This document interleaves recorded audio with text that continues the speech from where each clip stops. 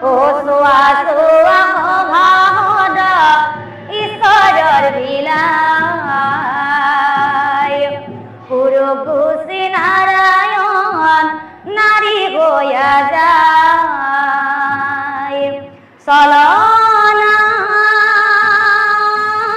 হল চলনা চলনা হল চলনা ও মানুহক বিশ্বাস কৰা সহজ নহয় ও নিজৰ স্বাৰ্থৰ বাবে নৰে প্ৰভু কোনে ৰয় ও নিজৰ বৰে নিজে বন্দে হইলা দয়াময় কি হব